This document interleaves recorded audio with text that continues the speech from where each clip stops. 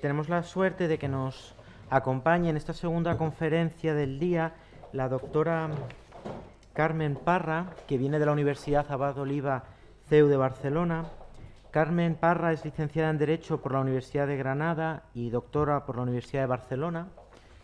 Posee otras titulaciones y así es diplomada por la Escuela de Altos Estudios Internacionales del Centro de Estudios Internacionales y diplomada en Derecho Europeo por la Universidad Libre de Bruselas.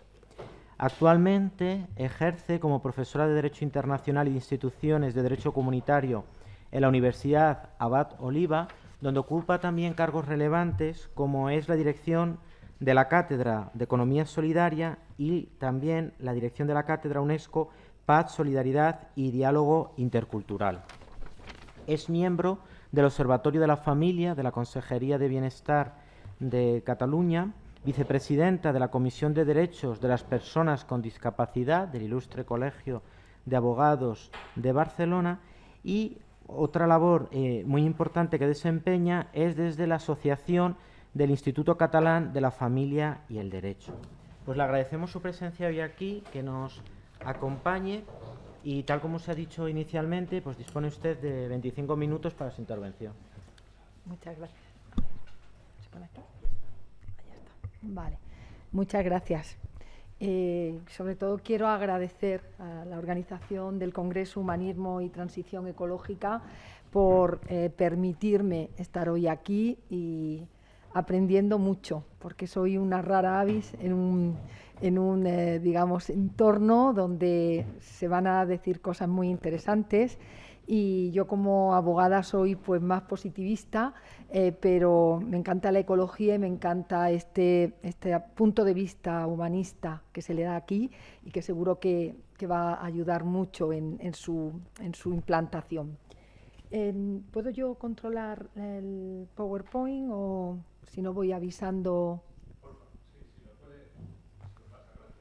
¿Aquí?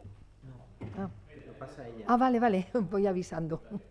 Bien, pues nada, la primera diapositiva que tenemos, bueno, aquí he puesto un índice de los puntos más importantes que voy a tratar.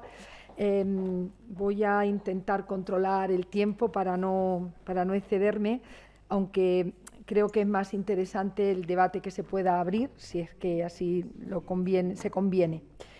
Bien, pues en primer lugar decir que voy a hacer una evolución de lo que serían los derechos humanos hasta llegar al desarrollo legislativo del derecho humano al medio ambiente y cómo en estos momentos se encuentra de alguna manera establecido dentro del ámbito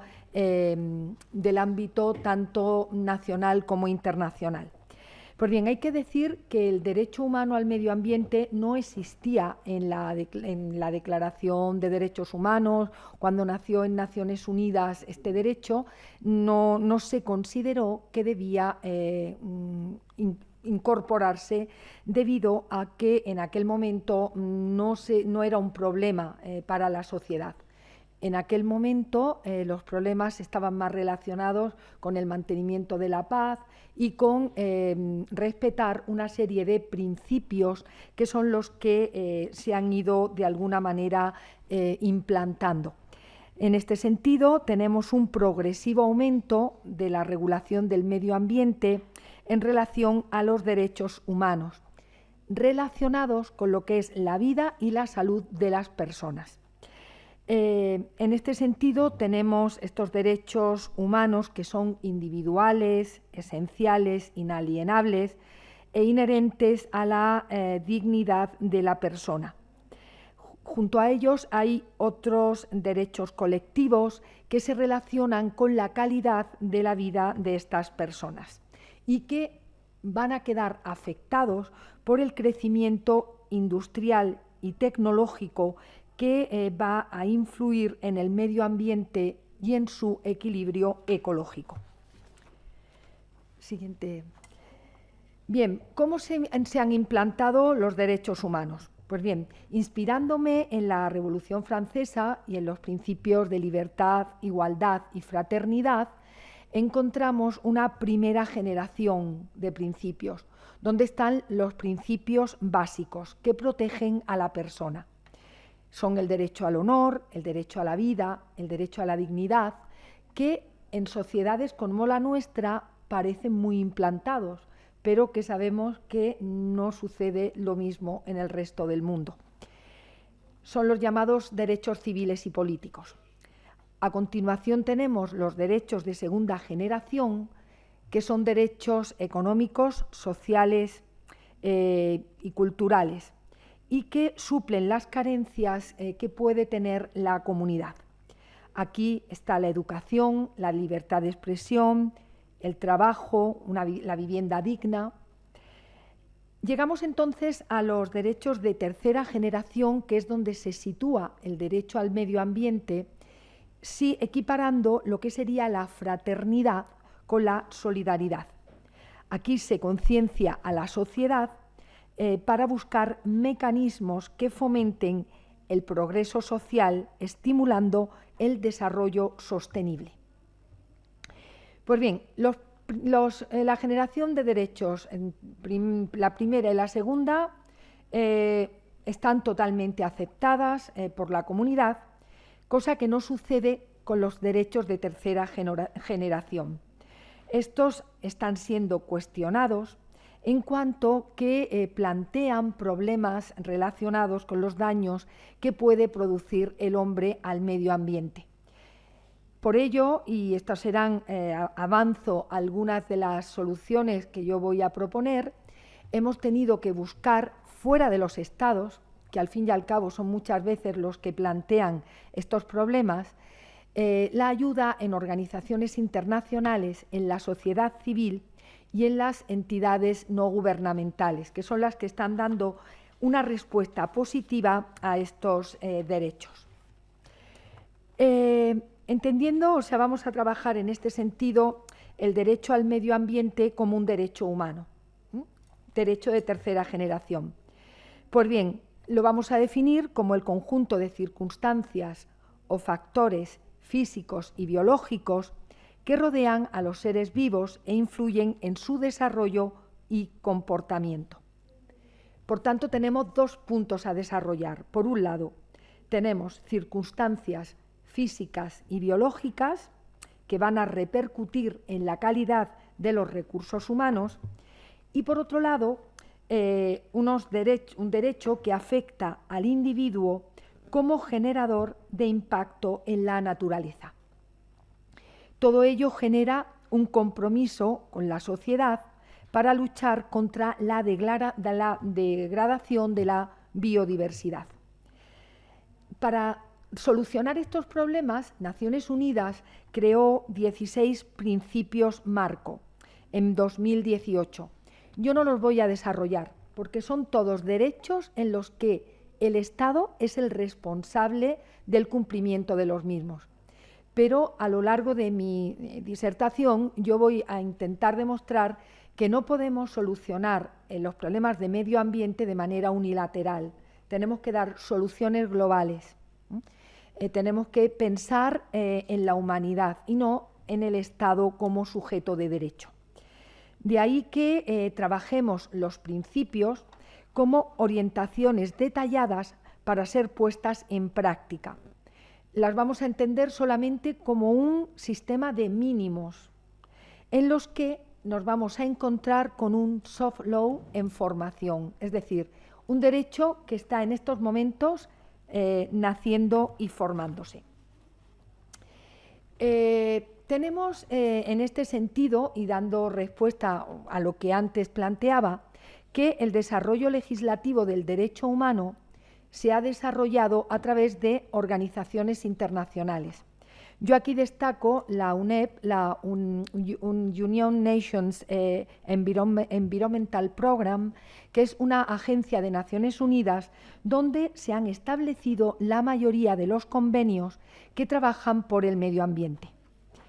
En la Conferencia de Estocolmo, que fue la primera que se celebró en 1972, el dilema se encontraba entre el medio ambiente y el desarrollo.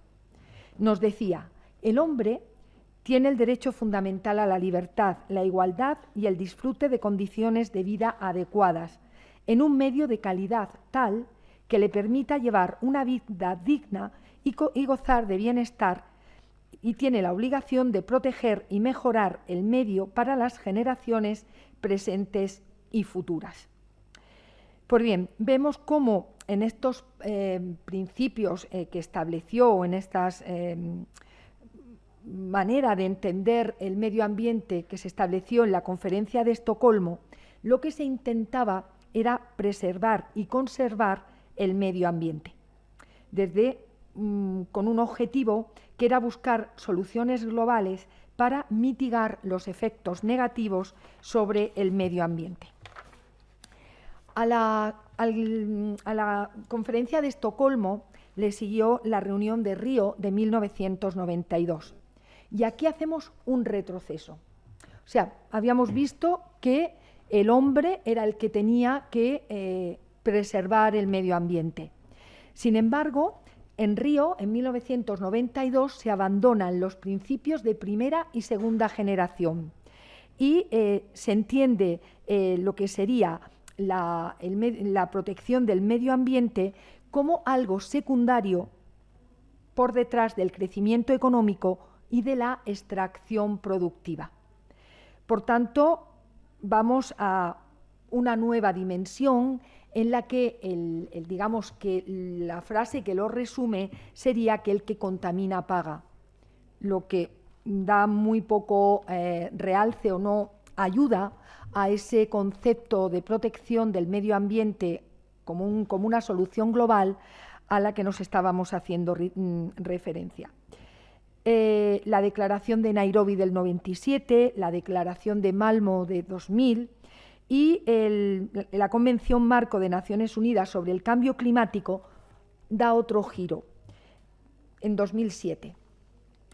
Por un lado, compromete a los Estados. Volvemos a abandonar el concepto de principio general, de trabajo global, de un concepto universal y volvemos al Estado, con una evolución que va a tener su presencia en la materialización de los problemas del medio ambiente. Es decir, ya no consideramos el medio ambiente abstracto, sino que en el 2007 el medio ambiente y la biodiversidad empiezan a tener nombre. Le llamamos cambio climático, le llamamos luchar contra la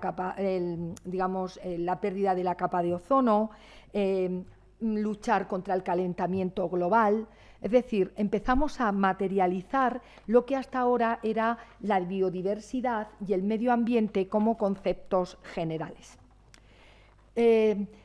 Vamos al protocolo de Kioto, que sería el siguiente, y aquí nos encontramos con la obligación legal, antes era un compromiso, ahora es una obligación, en la que se compromete a los estados desarrollados para disminuir emisiones contaminantes y, por otro lado, a ayudar a los países en vías de desarrollo para cumplimentar los objetivos previstos en el protocolo.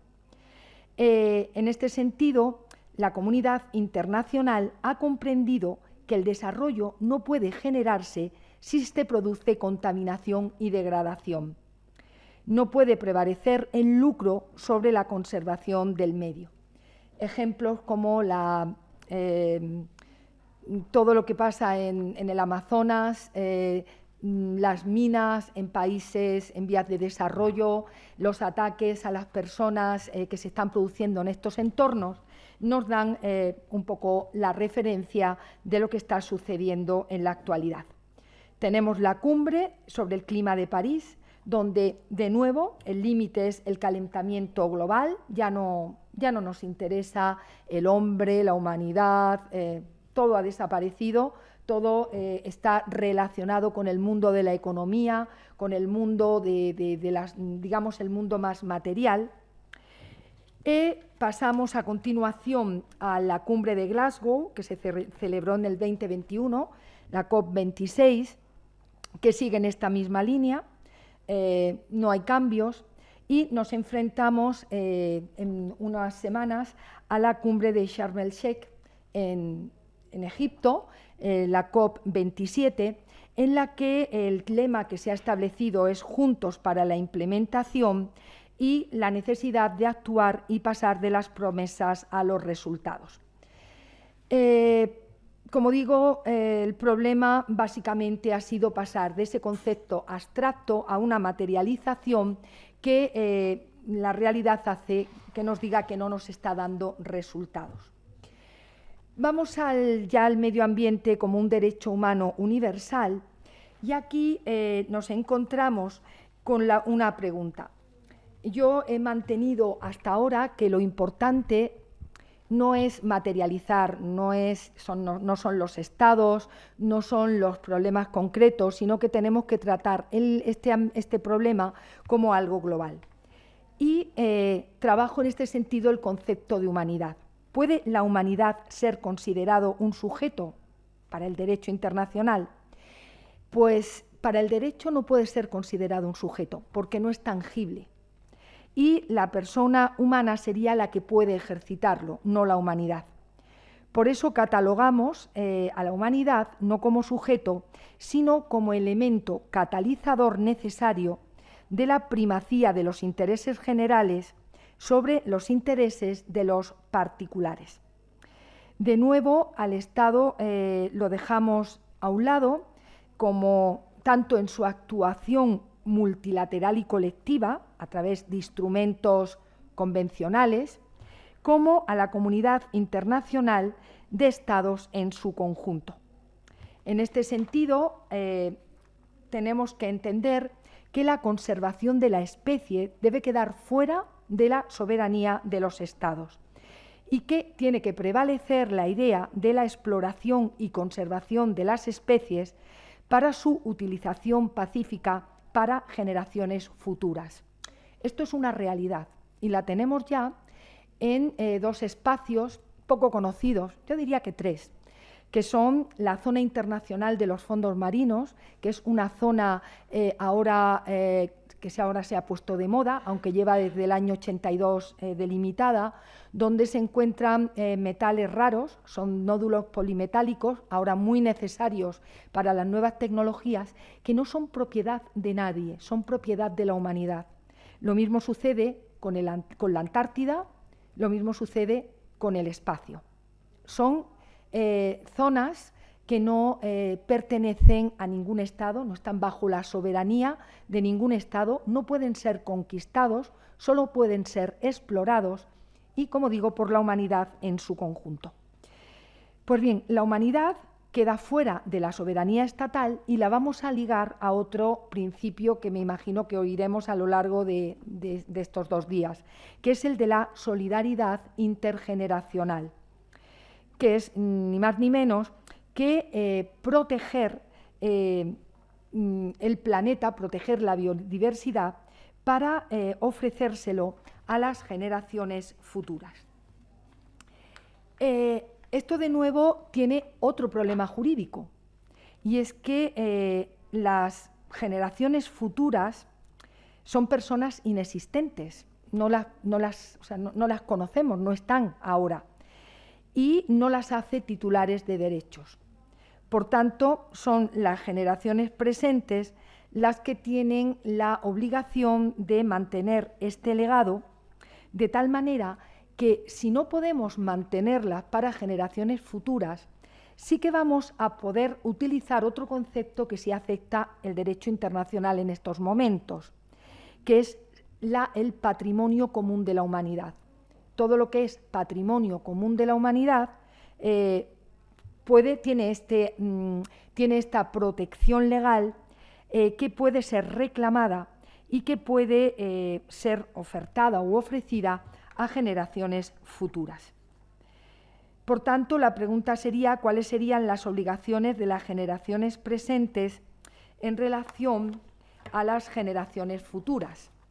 Pues bien, sería minimizar daños y beneficiar a las generaciones en todo lo que sea posible, de tal manera que no solo intentemos promover una buena vida, sino que además evitemos consecuencias irreversibles para los ecosistemas.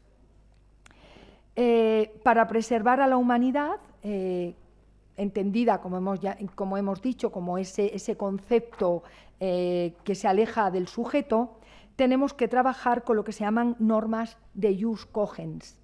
Normas de jus cogens, que son normas que están por encima de la normativa estatal y que da soluciones a nivel global, sin incorporarse en ningún ordenamiento. ¿Cómo llevamos a cabo la protección del medio ambiente?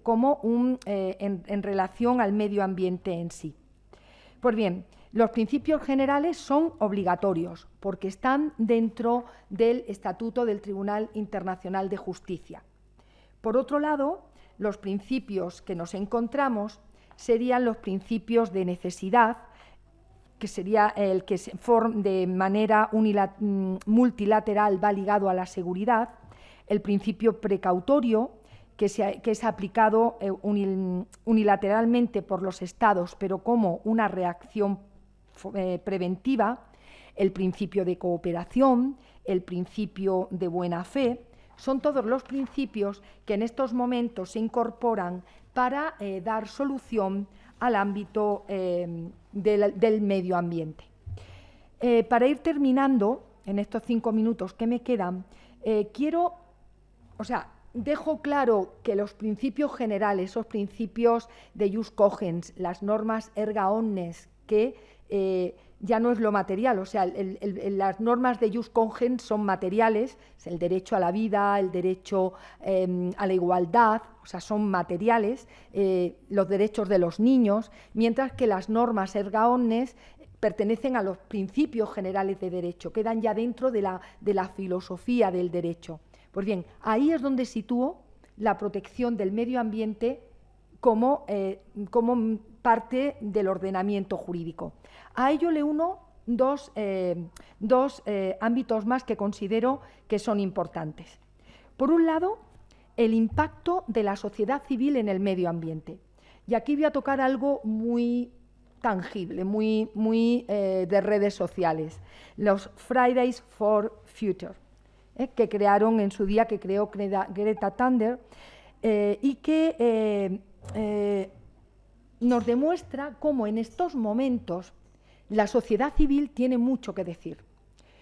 Fijaos, desde 1972 venimos luchando por el medio ambiente y todo eso que llevamos en todos estos años casi lo ha conseguido la salida a la calle de la sociedad reclamando con que se proteja esa biodiversidad que tenemos que trasladar a generaciones futuras. En este sentido, tanto los científicos, el Science for the Future, como el Club de Roma, se han unido a este movimiento. Y luego la otra fuente que quiero sacar es la que también ha salido en la anterior ponencia, es de la encíclica Laudatio Si. Pero yo la voy a tocar desde el punto de vista de derecho, como una norma. Es una carta, la encíclica sabemos que es una carta solemne sobre asuntos de la Iglesia, escrita por el Papa, dirigida a la comunidad católica. Pero es que la comunidad católica aproximadamente somos unos 1.340 millones de personas. Por tanto, podemos reclamar una norma erga omnes de carácter moral que, como bien se ha dicho, defiende el bien común. Es cierto que la encíclica no obliga a los estados, pero se dirige a los fieles de la Iglesia Católica.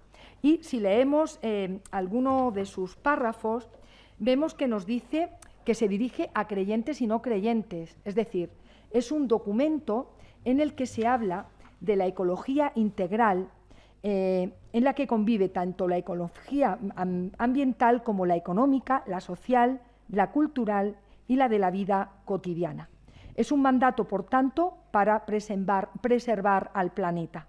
Y así lo tenemos que entender y lo considero al mismo nivel que los principios generales, que los movimientos sociales y, desde luego, que lo que podemos hacer desde la Iglesia Católica para ayudar a mantener este principio. Pues bien, termino con unas conclusiones en las cuales, pues, en definitiva, lo que he querido de alguna manera mostrar es que el medio ambiente está fuera de lo que sería es un derecho humano que tiene que ser preservado tanto para la comunidad actual como para las generaciones futuras, que es necesario acudir a instrumentos jurídicos, pero que al mismo tiempo es muy importante la vinculación moral, más allá del imperativo legal, y que para ello tenemos instrumentos, tanto en la sociedad civil como en las encíclicas, para poder llevar a cabo esa aproximación.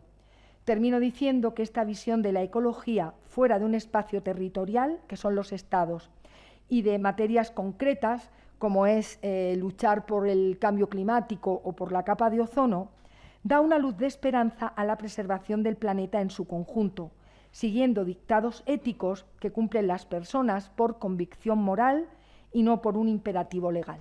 Muchas gracias.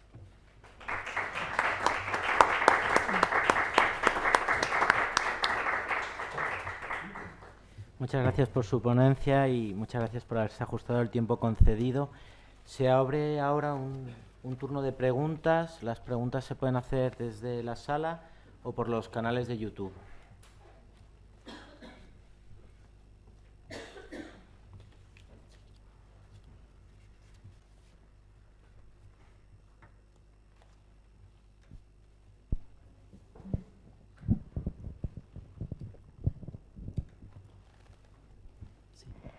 Bueno, Carmen, muchísimas gracias por esta intervención en la que yo he aprendido tanto.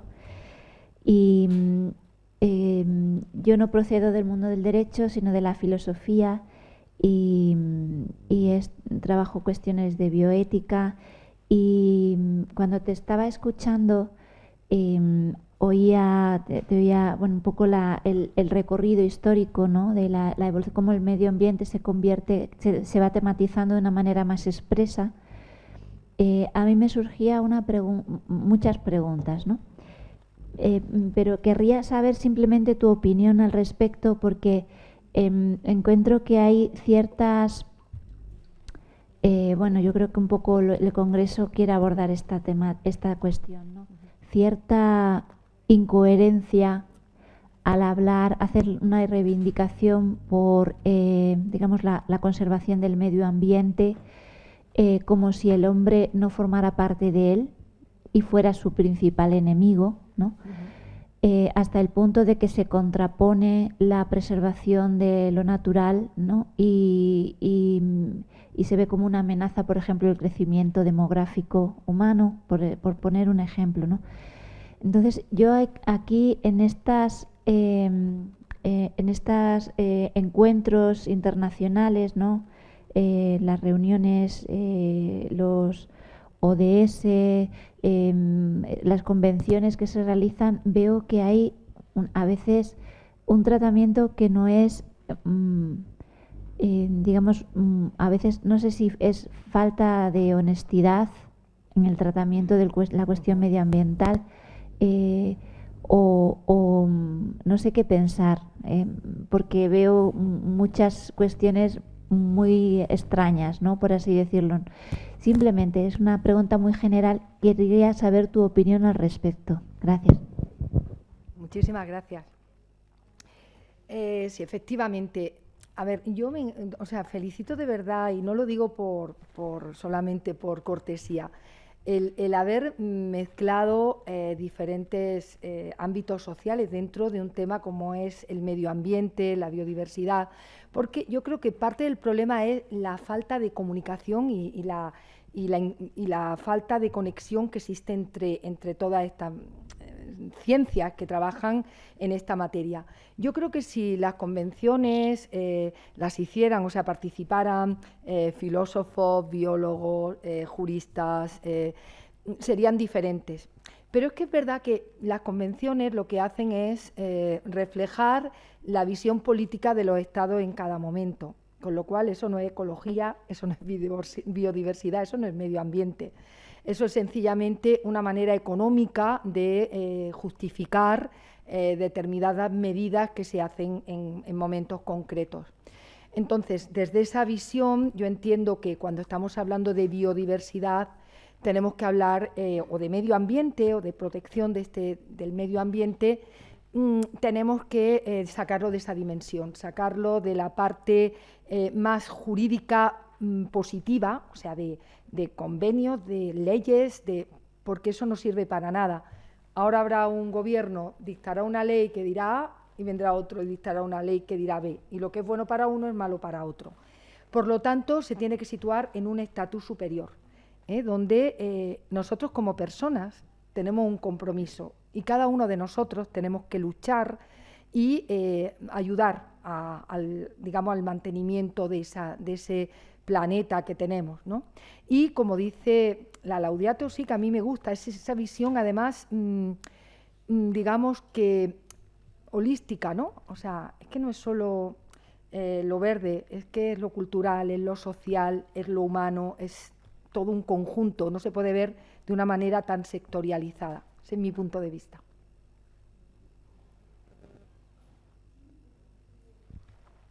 Sí, también muchas gracias, Carmen. Enseguida yo, cuando estaba usted hablando de que hace falta una visión de la ecología fuera del espacio temporal, pues me surgía lo que en la Iglesia se llama el destino universal de los bienes, en doctrina social de la Iglesia, que desde hace ya pues muchos siglos la Iglesia afirma, ¿no?, que el mundo es creado por Dios para todos los seres humanos y que la base realmente está en la dignidad de la persona. Entonces, se podría considerar que el medio ambiente como base para que uno pueda también vivir dignamente en respeto a su dignidad sea, pues al final un principio, o sea, un derecho de primera generación, porque va unida al derecho al final a la vida, a la dignidad y a que podamos respirar y tener una casa y que sobre todo los bienes tienen que llegar a todos, porque todos somos humanos y todos tenemos dignidad y ya desde hace muchos años los papas dicen que nadie puede apropiarse para uno mismo lo que corresponde a todos. Todos tienen derecho a vivir con lo básico de una dignidad mínima, ¿no? Absoluto. Sí, lo que sucede, o sea, el hecho de que sean derechos de primera o segunda generación no es tanto como que son derechos de primera o de segunda, sino que es la correlación que se llevó en el tiempo. Ahora estamos por los de quinta generación, creo, por todo lo que es la inteligencia artificial y todos los robots y todo esto que viene.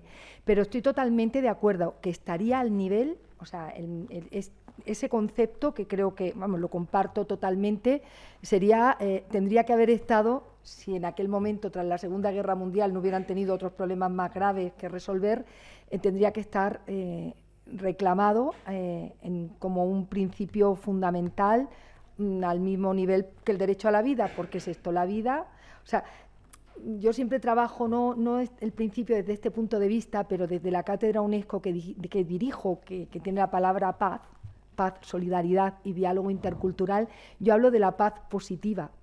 La paz negativa es la ausencia de paz, la guerra. Pero ¿para qué quiero yo una paz si no tengo comida, si no tengo educación, si no tengo trabajo, si no tengo salud? Con lo cual la paz positiva conlleva el desarrollo y la implantación de todo esto. Y yo añadiría, si no tengo derecho a un espacio en el que poder vivir dignamente. O sea que muchas gracias, porque comparto perfectamente, vamos, totalmente su punto de vista.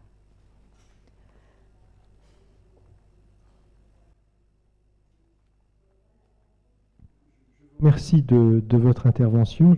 Je me permets de poser une question en français. Oui, je comprends les français. Voilà.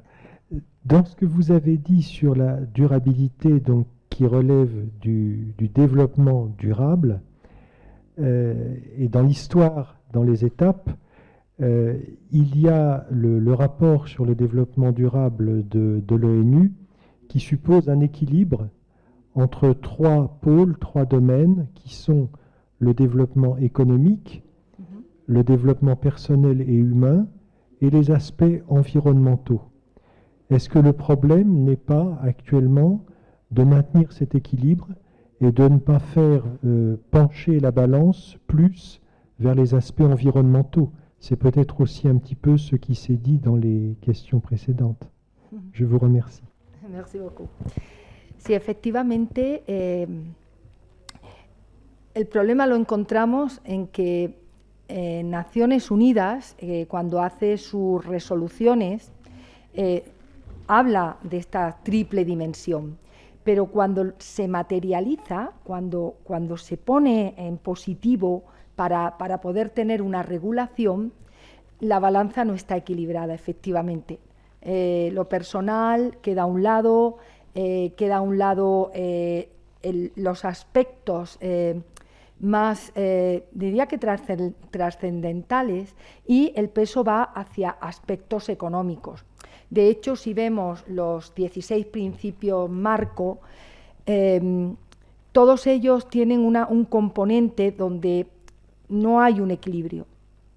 No hay un equilibrio entre los tres poderes que efectivamente estaban al inicio. De hecho, hemos visto que desde 1972 hasta ahora, digamos que en lugar de avanzar, desde mi punto de vista, hemos retrocedido, efectivamente.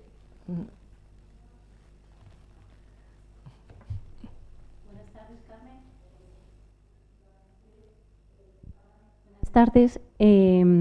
Bueno, soy colega tuya del CEU de Vigo y mi ámbito es la educación. Y ya que estamos tratando de abordar desde un aspecto holístico, tú has hecho referencia antes al impacto que ha tenido la sociedad civil, ¿no? Cuando has comentado que precisamente desde 1972 se llevan haciendo grandes esfuerzos y como que estas salidas a la calle, pues estas jóvenes que han tenido este protagonismo, han alcanzado, bueno, pues como hitos que no se han logrado a través de, digamos, de las actuaciones gubernamentales. Sin embargo, tú mismo has hecho también referencia a la Laudato Si y el Papa presenta en realidad toda esta temática como un desafío educativo, porque habla de la brecha entre la sensibilidad, en este caso de los jóvenes o de la sociedad, pero a la vez el estilo de vida tan insostenible que llevan, ¿no? Es decir, que precisamente los países que más sostenibles, es decir, que más esfuerzos deberían hacer por ser sostenibles, son más sensibles y, sin embargo, existe una gran contradicción con la vida que llevan, ¿no? Entonces, no sé si quieres comentar algo sobre esto. Sí. A ver, yo creo mucho en la sociedad civil. Tengo que decirlo, creo que tenemos mucha fuerza en estos momentos, pero que la sociedad civil tiene tiene una parte buena y una parte mala, o sea, no todo es bueno. Entonces hay que saber utilizarla. Entonces, para mí, o sea, en la salida de ese movimiento al menos es una concienciación. Entonces, si lo dejamos ahí, yo creo que ya se ha pasado, ya Greta Thunberg ha pasado ya a la historia y ahí se ha terminado. Entonces yo creo que tendríamos que aprovechar esos impulsos para entonces educar. O sea, ahí es donde tenemos nosotros la labor. Yo también, desde la universidad. Pero, yo no sé, pero yo soy muy optimista, tengo ese defecto. Pero yo quiero ver que ya no solo el cambio climático, pero el propio COVID ha cambiado la mentalidad de nuestros jóvenes. Yo me quiero creer que ahora mismo, sí que es verdad que no todos, pero hay un gran número de jóvenes que se dan cuenta que no se puede seguir viviendo así y que tienen que cambiar hábitos, que tienen que hacer algo positivo para que para intentar ayudar a mejorar el planeta. Y ya digo, en todas las dimensiones, no solo en la ecológica. Entonces, a partir de ahí, como ellos, no todos, como digo yo, vienen con la solidaridad de casa, sino que hay muchos que hay que enseñársela, pues ahí los educadores tenemos muchísimo trabajo por hacer y hay que mostrarle y hay que enseñarle el camino. Y yo creo que estamos en un entorno donde ellos lo pueden ver de muchas maneras, a través de voluntariado, a través de las asignaturas de doctrina social de la Iglesia, a través de nuestra misma manera de trabajar, de la vocación que nosotros podemos tener y cómo se la entregamos. Yo creo que ahora mismo estamos en un momento donde podríamos empezar a ver un cambio, ¿eh? Y lo que tenemos que utilizar son son como cerillas que se encienden y que luego se apagan si no hacemos nada, pues habría que impulsarlo. Un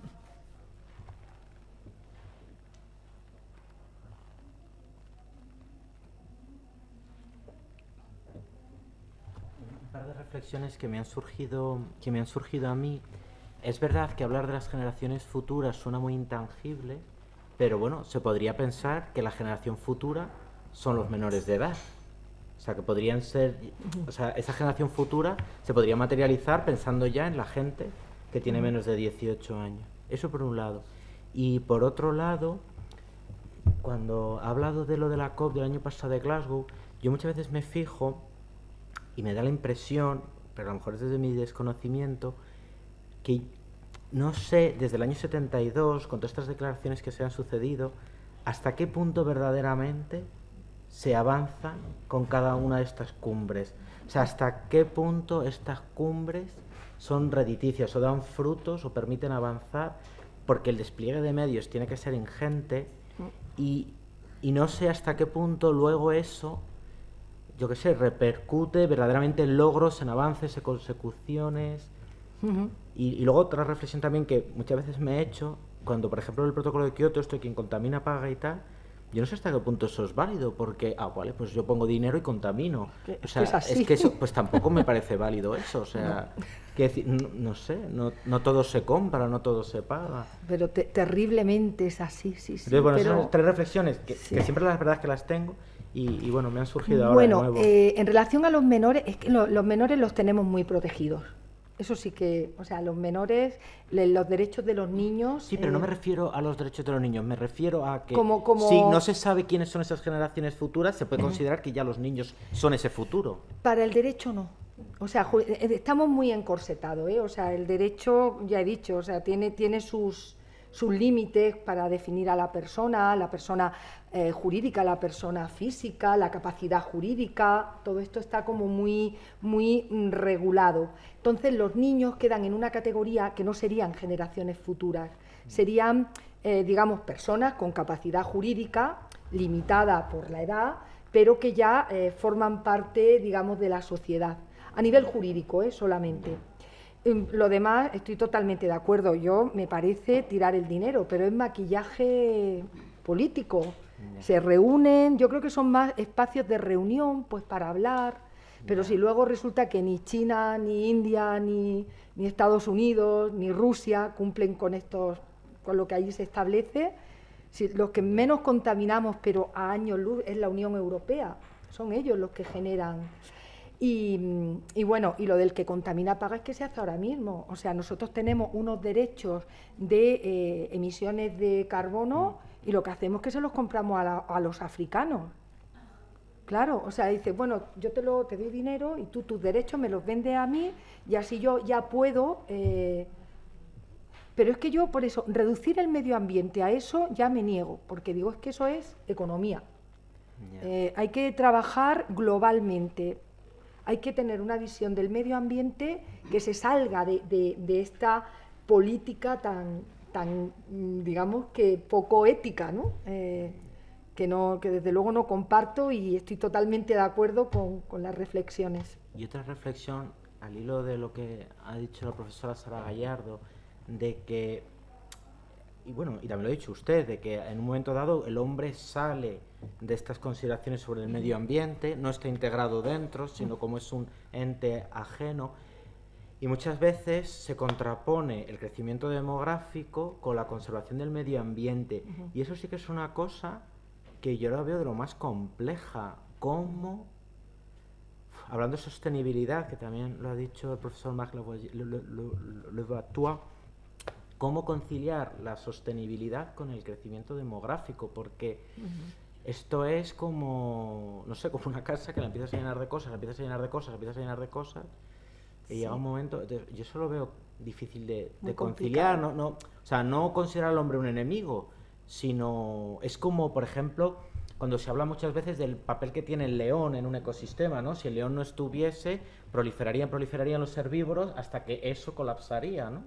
Entonces, que lo vemos en los animales y en la fauna, que las poblaciones hay que controlarlas. Entonces, no, pero, o sea, no sé cómo...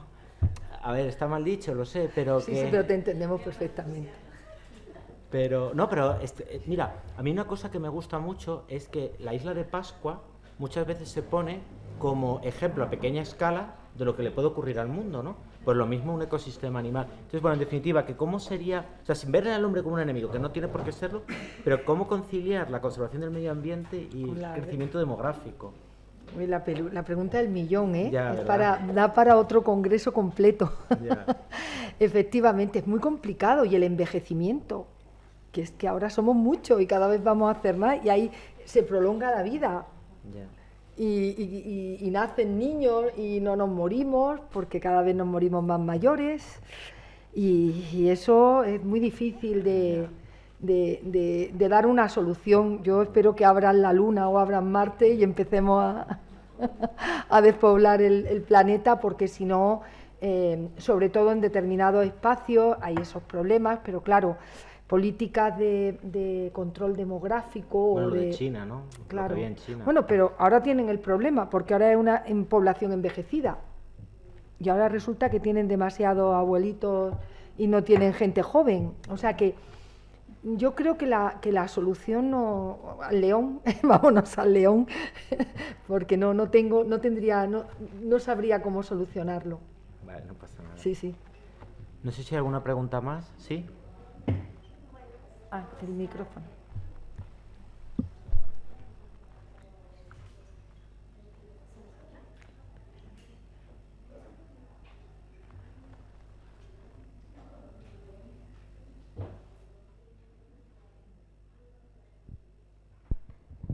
Vale, gracias. Buenas tardes. Mi nombre es Johanna del Pilar. Yo soy de Perú y en mi ciudad se llama Arequipa, queda por el sur de Perú. La conozco muy bien. Así. Bonita ciudad. Gracias. Tenemos como que una frase que es, se llama Arequipa y le decimos como que ciudad con complejo de semilla. Pues como que donde cae un desacierto brota una revolución. Y lo interesante acá es que por el tema del COVID, siento que mi ciudad es una de las que más ha despertado en Perú por el tema de esto medioambiental. Pero como que hacemos cosas los jóvenes, yo estudio allá ingeniería ambiental, pero nos sentimos limitados por el tema de lo que son los derechos y la parte de lo que son las leyes, ¿no? Porque en mi ciudad tenemos lo que son minas, o sea, vivimos al lado de la mina.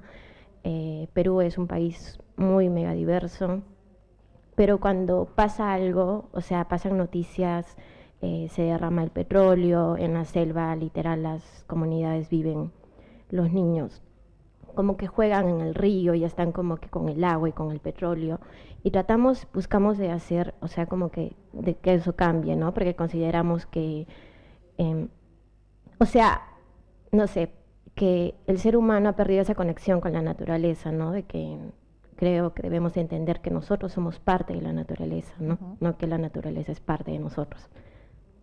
Y somos una especie súper egocéntrica que en el tema del COVID, por ejemplo, en mi país, en las playas empezaron a avistarse más aves, delfines, especies así, y eran como que esas especies ahí no es como que con el COVID que todos estamos encerrados, recién aparecieron, sino que siempre estuvieron ahí.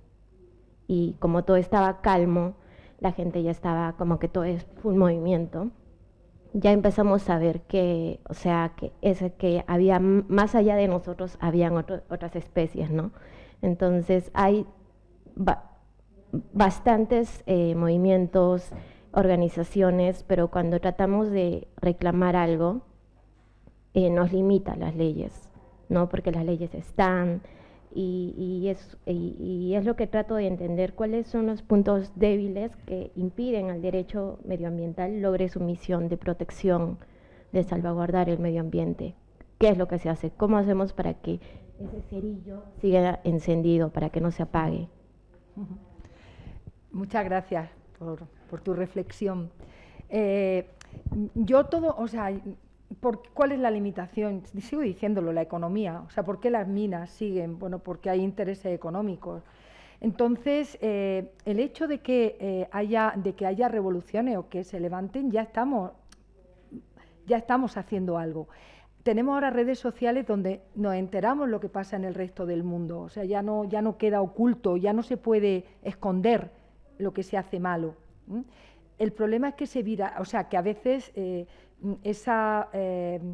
no se utiliza siempre con buen fin. Es decir, se comienza bien, pero luego acaba diluyéndose por cuestiones políticas o por la propia, falta de constancia que tienen los jóvenes, ¿no? O sea, los jóvenes salen, gritan, pero dentro de 20 minutos ya se les ha olvidado, ya están en otra lucha diferente. Por eso digo que es necesario una revolución conducida, ¿no?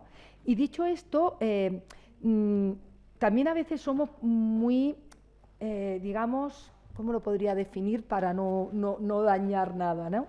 Pero si nosotros pensamos en las condiciones de una mina o en lo que se dañaron los ríos en el siglo pasado y pensamos cómo está ahora, yo estoy convencida que hemos avanzado, mucho más lento de lo que nosotros queremos. Pero las condiciones de los trabajadores, el hecho de que, por ejemplo, las mineras estén obligadas a pagar un canon para construir carreteras o para educar a la población donde está actuando, todo esto es algo que está ahí, que se puede hacer mejor o peor, ¿eh? O sea, yo estoy convencida que no siempre se hace al 100%, pero que hemos dado pasos, sí, estamos dando pasos. Ahora, tan rápidos como queremos o con tantas soluciones como suponemos que llegarán, pues tardará más tiempo. Pero estamos avanzando. Y yo siempre digo, los jóvenes sois los que tenéis que seguir empujando, no os podéis desanimar. Y estoy convencida que habrá soluciones, o sea, que conseguiremos que esto se frene de alguna manera. Yo me lo creo, ¿eh? De todas maneras, fijaos, a mí me pasó una cosa, viajé a Argentina, a la Patagonia, cuando estaba el agujero de la capa de ozono, yo me llevé miles de protectores, y cuando llegué allí me dicen, no, si ahora no, ahora está tapada. Son solo un mes o dos al año que se abre. Y además ahora parece ser que hemos tirado otro aerosol que lo hemos tapado. Y digo, ¿por qué tampoco de eso se nos informa? Nosotros seguimos, o sea, y es verdad que se ha reducido el uso de aerosoles, estupendo, ¿eh? O sea, pero no damos los resultados, no explicamos lo que ya hemos hecho. Y bueno, igual está bien, ¿no? Para que no pensemos que ya está, ¿no? Que sigamos. Sí. Gracias, Carmen, por esta ponencia, por venir aquí a nuestra casa y por participar en este congreso.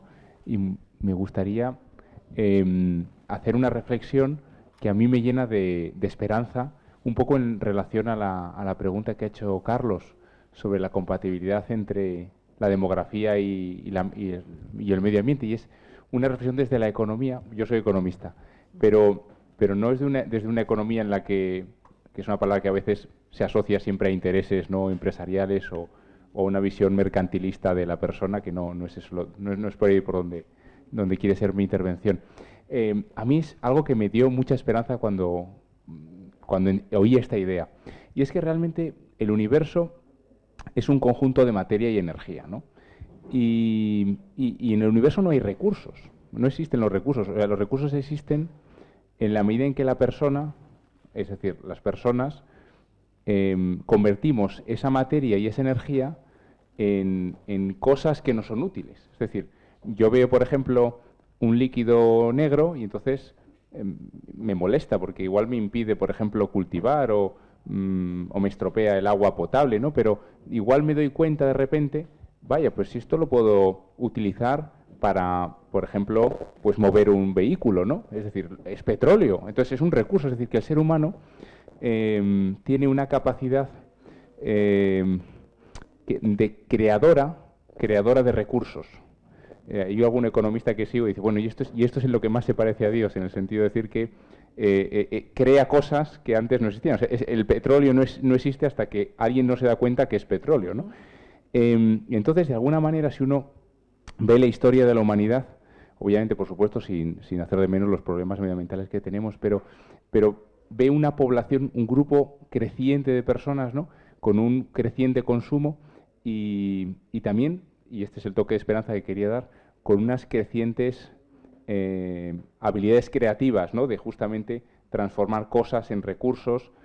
Por ejemplo, el aprovechamiento del sol, ¿no? Eso es impresionante, ¿no? Cómo podemos de unos rayos solares crear electricidad. Bueno, ya yo creo que hay un campo impresionante, ¿no? Se cultiva, por ejemplo, a veces hasta debajo del mar o sin tierra, ¿no? Con esas semillas que se les pone ahí. Bueno, esto, Carlos, bueno, yo no sé, soy solo un pobre economista, pero lo que quiero decir con esto es que, por supuesto, sin hacer de menos pues los problemas medioambientales, el desorden que tenemos en el consumismo, o sea, es decir, efectivamente todo eso es verdad, y haciendo un poco eco de lo que dice, por supuesto, el Papa, de que hay que cuidar la casa común. Pero a mí algo que me da mucha esperanza en esa compatibilidad es que el ser humano puede, o sea, de hecho crea sus recursos. Lo que sería muy trágico para el ser humano en este momento, bueno, voy a decir algo que es una obviedad, ¿no? Si hubiera algún tipo de conflicto global y de alguna manera entráramos en una especie de edad oscura y se nos olvidara cómo convertir esa materia y esa energía en recursos reales, estaríamos perdidos, ahí desapareceríamos. Pero bueno, es solo una reflexión, que igual yo me he dado una pequeña mini ponencia, ¿no?, aquí, pero quería preguntar un poco sobre este planteamiento que es más subjetivista, ¿no?, de plantearlo, no sé, digo que, como digo, es como un toque de esperanza que a mí personalmente me da esperanza eso, obviamente. O sea, es decir, que los problemas que hay con nuestra creatividad igual los podemos solucionar. Y ya me callo, perdón. No, qué bien, muy bien, tú también positivo como yo. Bueno, yo voy a contestar muy rápido, estoy totalmente de acuerdo, pero es que se me ha venido a la mente, inauguramos un máster que dirijo de Economía Solidaria y tuvimos la inauguración el lunes pasado y la conferenciante habló de biomimética organizacional. ¿Cómo se puede aplicar la naturaleza a una organización empresarial? Y es eso, lo mismo, o sea, está bien la línea de David.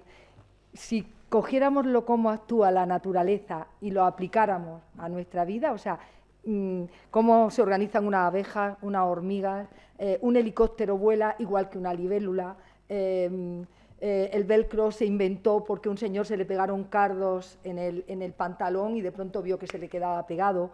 Bueno, pues a veces mirar la naturaleza, ¿eh?